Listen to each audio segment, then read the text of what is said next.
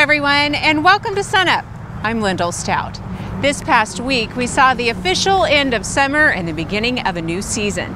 And with that, our thoughts turned to school, football, and of course, successful wheat planting. We begin today with SUNUP's Dave Deacon.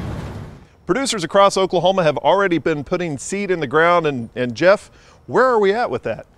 Well, we're sitting at anywhere from 20 to 30% planted right now.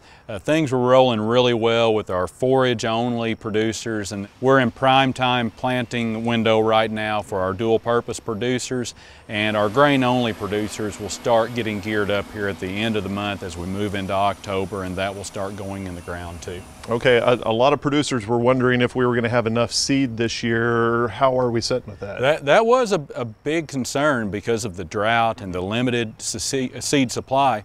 But I've talked to several seed retailers, and there's still quite a bit of seed out there available, and it's still, some really good varieties available. So it's not too late if you're growing maybe some older genetics. If you wanted to try something new and incorporate that in your program, it's not too late. There's still seed of Iba, Ruby Lead, Double Stop, I know out there available.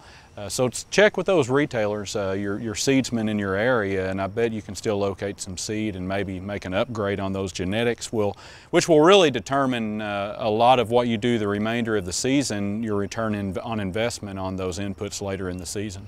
Now that the wheat's emerging, producers need to be out there doing a little scouting. This is a critical time, especially for our dual-purpose producers. We're still fairly warm, we haven't had a killing frost, and we can still have a lot of insect problems, particularly with grasshoppers or with armyworms. And those are the types of problems that can go from a small problem to a huge problem almost overnight. So it's important to be out there scouting those fields every 2 or 3 days to make sure that you don't have an issue. And the key there, if you do have an issue, is to nip it in the bud before it gets out of hand. This time of year, we still have a lot of heat units, and again, those populations can increase fairly rapidly, and they can do a lot of damage. Dr. Arnell always talks about soil fertility and all that, but this is really the time of year to start, looking at the soil. It is. Whenever you look at a wheat crop, if you were building a building, the first thing is the foundation.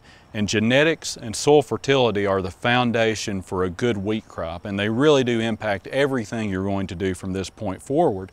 It's not too late to go out there and get a soil test. On a lot of our variety test locations, we pull a soil test at the time of planting. And we pull a surface plus sub, and what that's going to do is give you an accurate estimation of the amount of residual nitrogen out there in the soil. We've been finding anywhere from 60 to 90, even 100 pounds per acre of residual nitrogen because of our failed crop last year. That's $50 or $60 per acre in money you could save if you have that knowledge. Right. So the key is to do that and then factor that in your top dress decisions later in the year. The other thing I would encourage everyone to do is have an enriched strip every field, every year. You're going to wish that you did whenever February rolls around, so the time to get that done is now. Okay, Jeff Edwards, small grain specialist here at Oklahoma State University. So enriched strips are a good idea to have in your field this time of year. And here to tell us more about those, Brian Arnell, our soil fertility specialist here at Oklahoma State University. Now, Brian, just for those who aren't familiar with it, what is the enriched strip? All right, the enriched strip is a pretty simple thought process and tool that we can use for managing our nitrogen fertilization strategies in winter wheat primarily right now. So an enriched strip is just a higher rate of nitrogen that we put in the field in a small area. I liken it back to the cowpox. When we see a field that's been grazed or a pasture, and you have the green circles out there from the manure depositions that look better because of the nitrogen, we're making those larger with an enriched strip. We do that by applying about 40 to 50 pounds of nitrogen above the producer practice, or whatever's already out there via starter or pre-plant. We have some more nitrogen out there. That strip we can watch throughout the entire growing season, and whenever is greener than the rest of the field, we know it's time to fertilize. All right, now here you've got a rig for putting one out. Yep. Now tell us about this rig, but also there are a lot of other options producers can use. Absolutely. This is the type of rig that maybe a consultant would use, or somebody that's doing a lot of acres, either personally or for a company. Just an ATV rig. It can be put on a UTV or ATV, a 20 or 25 gallon tank We have a 1 to 1.5 gallon per minute flow pump here that can push in upwards of 50 to 60 psi through a 10-foot boom.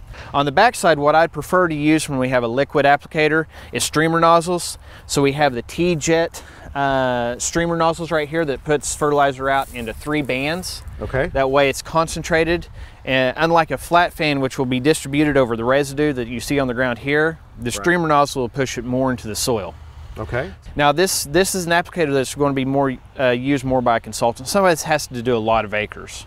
Producers will traditionally use one of a couple methods. One is renting a pulley or a pull spreader. So they get a spreader, fill it with urea, and they just use that and place it across the field. So those swath widths are going to be about 40 to 60 foot wide. Another option is whenever you're applying the pre-plant fertilizer, whether you're using urea, anhydrous, or liquid, you could either make a second pass or have a second rate in your rate controller and double your rate.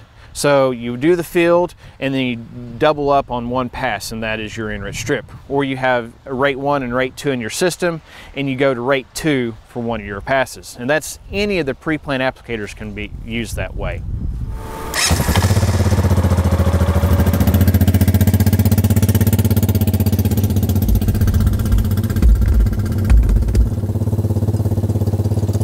Brian, let's talk about timing with these strips. When do they need to be going out?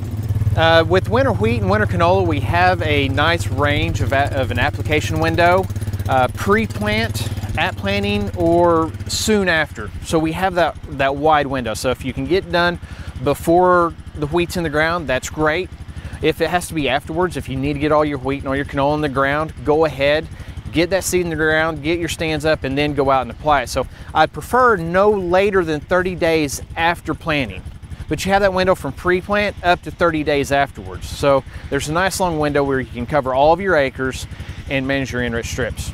All right, now we've been doing this in the state for a while now. Yep. Let's talk about the economics and what this really means for producers.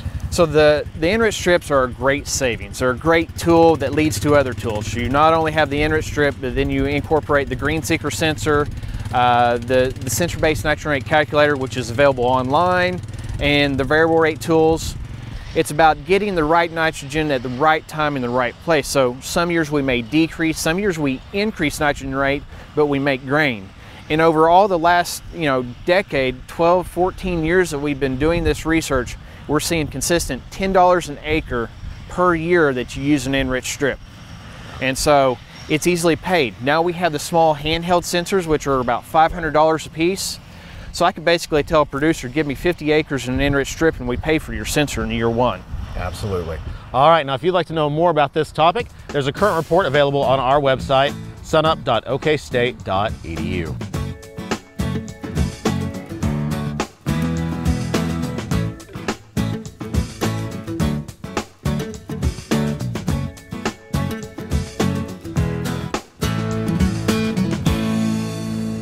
We're soon at the time of the year where spring calving operations will be bringing the cows and calves in to wean the calves and preg check the cows, and then determine which of those cows are going to be marketed as culls this year. We want to remember that cull cows and bulls represent at least 20% of the gross income of any cow-calf operation, so getting the most out of those cull cows is very, very important to our bottom line. As you're marketing cull cows, I think it's important that you understand the pricing structure that cull cows will bring. The USDA Market News Service, as you check the local newspaper or online, you'll find that they list 4 different grades for cull cows, and it's based primarily on their body condition.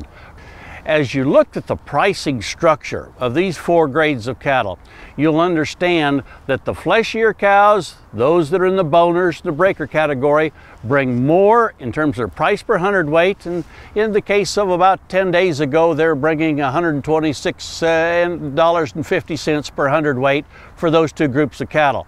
Then as you get to the leans, even though they're a little bit lighter in terms of their weight, they're actually bringing less in terms of dollars per hundredweight at $114. And finally, those lights are clear down at $104 per hundredweight, even though they're smaller and weigh less. The reason that those thinner cattle bring less in terms of price per hundredweight for the cull cow market is that they produce a smaller carcass that has less product and therefore less chance for the processor to get back the dollars that he has spent in the processing cost of those cattle as compared to those that are heavier. Plus, thinner cattle are more likely to bruise while in transit on the way to the marketing facility. And that means more trim loss in terms of those light and thin cattle. So as you're going through this fall and winter season and culling some cows, keep in mind this marketing structure where those cows in better body condition are going to weigh more, bring more in price per hundredweight, and return more dollars to your cow-calf operation. Hey, we look forward to visiting with you again next week on SUNUP's Cow-Calf Corner.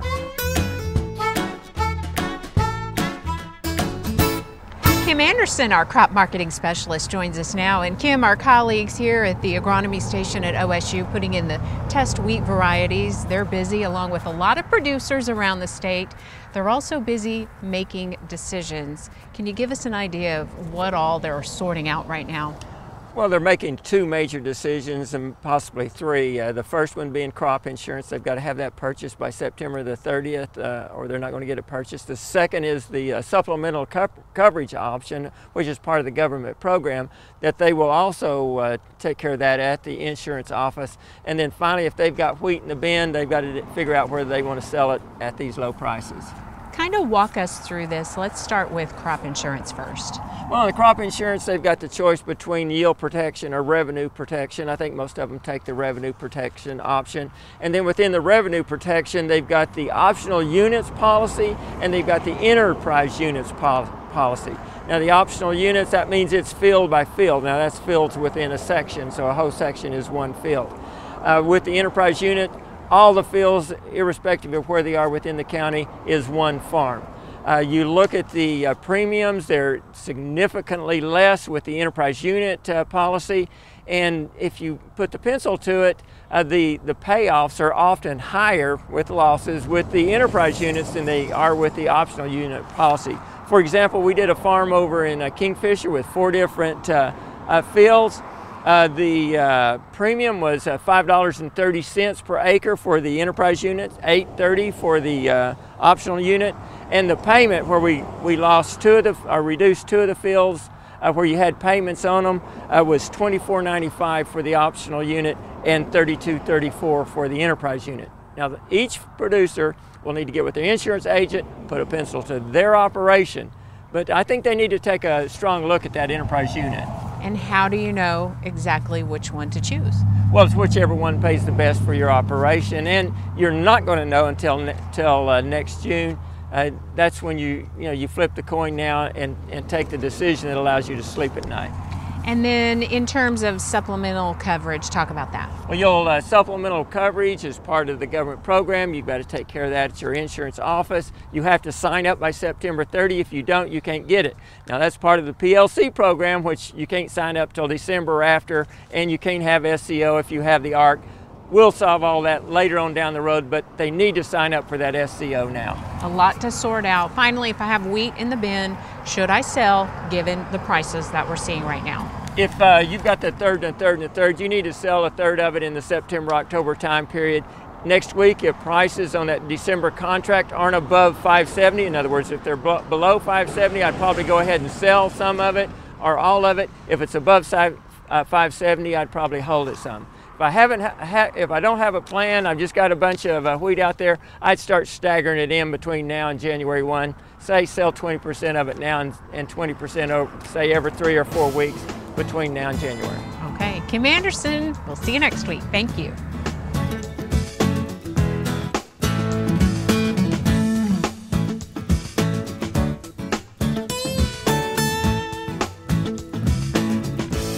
Hi, I'm Al Sutherland with your Mesonet weather report.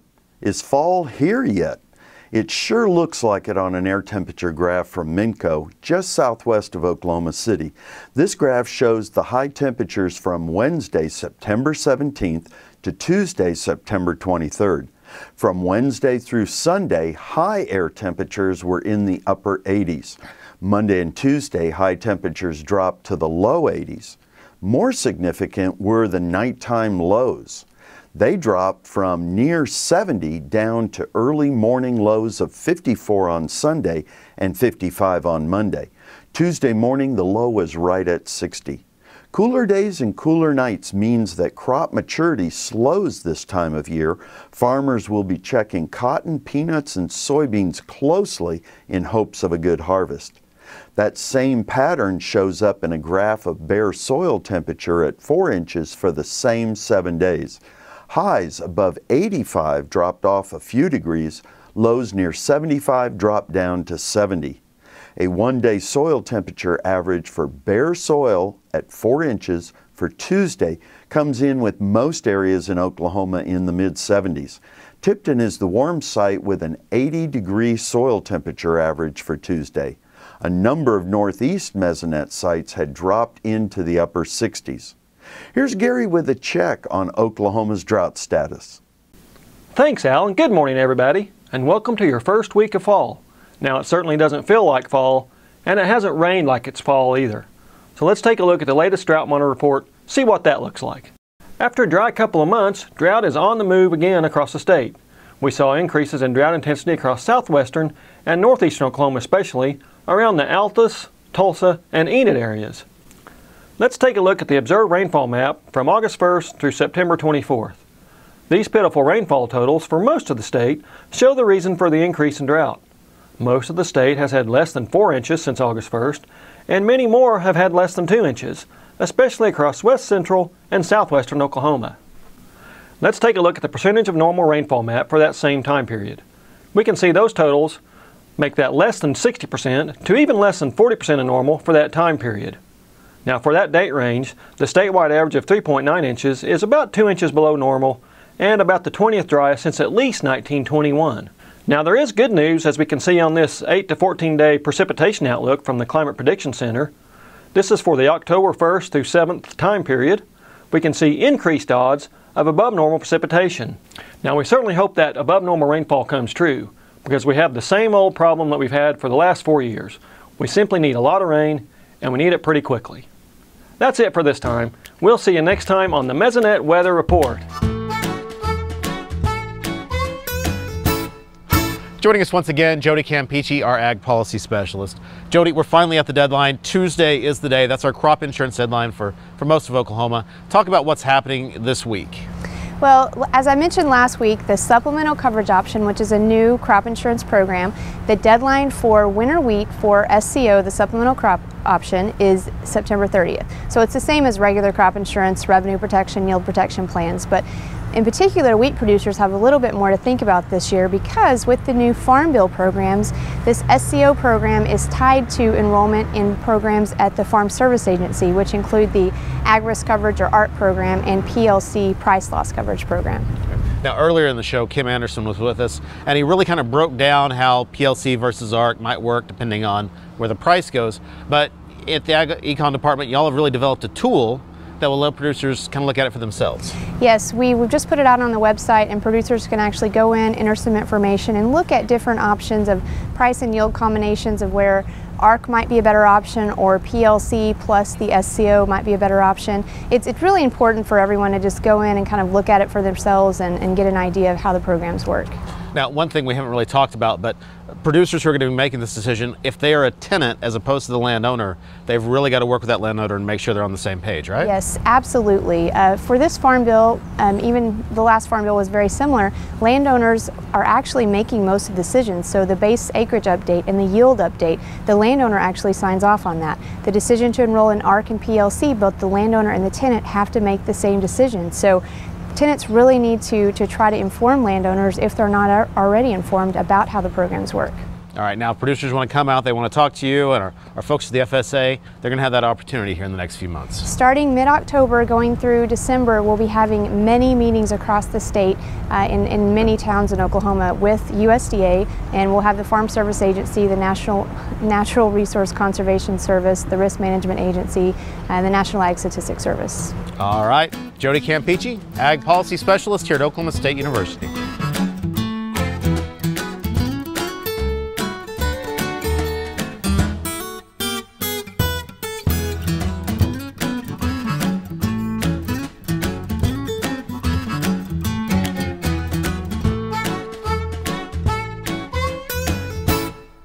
Earlier we talked with Jeff Edwards about the planted wheat across Oklahoma. And Daryl, let's talk about how that could translate into wheat pasture. And we've got an early start on wheat pasture. We're well ahead of the last 5 years. The latest crop progress report showed that 35% of Oklahoma's wheat is planted. That's about 21% above the previous 5-year average for the same week. So we've got the best prospects. We've had good moisture in much of the Southern Plains area that is still, got some drought conditions, but in a short-term sense has had good moisture for the first time in a long time. So we have the potential for some wheat for the first time in the past 5 years, but do we have the cattle to go with it? You know, that's the interesting situation now. We may wind up with a lot of wheat acres and a lot of wheat pasture chasing limited numbers of cattle. So, for wheat owners, there may be some challenge here, and we could see some pressure on wheat pasture values just because we've got more acres of wheat than we potentially have cattle to put out on that wheat this fall. Okay, is it cost effective to buy cattle to put on that wheat? You know, we've got record high calf prices, feeder cattle prices in general. Producers are looking at that in many cases just with a bit of a shock value. There's a sticker shock there when you look at those calves, and when you look at the rollback between the price of a lightweight calf and the price of these heavier weight feeder cattle. If you work through the math, and it's important to do that because of where we are with price levels, the value of gain potential is still pretty strong in these. In fact, it's remarkably strong given that we're moving into a period where, corn corn price is coming down, feedlot cost of gain is coming down. That usually has an impact on the value of gain on a forage basis. Right now there's a bit of an imbalance there and a bit of an opportunity for stocker producers. If producers are wanting to get in on this, what kind of information should they take to their bankers? Well, if you work through a budget and work through those numbers, that's a big part of it, just to show that it really does work, and you work past those high prices and so on. The thing that's a bit of a challenge right now is the fact that the futures market for next spring is a little bit, in some sense, undervalued. We're probably going to wind up with cash prices in the spring that are stronger. If you think about cash versus futures, that basis relationship has been running strong. So it's hard to show that you can manage the risk and actually cover these these stocker cattle through the winter for next spring, but more than likely it's going to turn out fine. And so the more you can work through that thing and be able to show those opportunities, then I think you're in good shape. The guy that puts the pen to the paper, ladies and gentlemen, Dr. Daryl Peel with Oklahoma State University.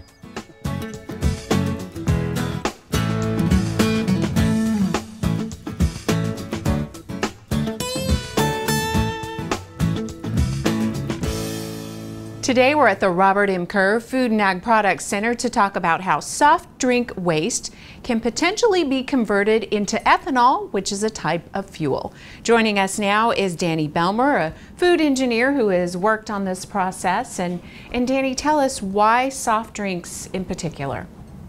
Okay, well, soft drink bottling plants generate lots of waste, and most soft drinks contain 10 to 12% sugar. And right now their waste is being disposed of. So if we could convert that sugar into energy rather than pour it down the drain, we could actually make use of it. What does this fermentation process actually involve? The conversion of sugar into fuels is really a simple process with yeast, as long as the yeast have a good environment to thrive in. And so one of our questions with soft drinks is whether the additives and preservatives in the soft drinks will inhibit the yeast from doing their conversion. So we looked at whether we have to adjust pH, whether we have to add nutrients, and whether any of those additives inhibit the yeast. And what we found is that by simply adding a few nutrients, the process is relatively simple, and within about 3 days they convert 90% of that sugar into alcohol. And what would the goal of all of this be then? Why do all this? There's an added push, I guess, in the industry to be more sustainable, to generate less waste. And if they can make use of everything in the plant, that's more efficient. They make more money, so less waste and more profit is the goal. And in the Midwest, we had talked about where there is more ethanol production. This makes sense to kind of partner with that industry? Yes, and actually bottling plants in the Midwest are already starting to send their waste sugar to fuel plants when the location is close enough to make it economically feasible. Okay. Finally, what other food items could you possibly look at for this process? Well, most food plants generate waste of some sort, and all that yeast need are sugar. So anything that has sugar in it and that's being currently thrown away could be converted into fuel. So it's a huge opportunity for the future of the food industry. Okay, Danny Belmer, thanks a lot. A glimpse into the future. We appreciate that.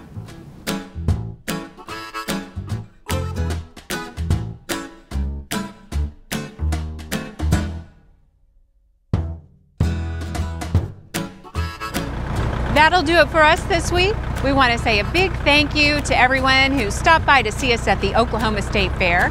And if you're going to be in Tulsa this coming Friday, stop by and see us at the Expo building at the Tulsa State Fair in the evening. We'll have more details on our Facebook and Twitter feeds, and you might just win a prize. We'll see you next time at SUNUP.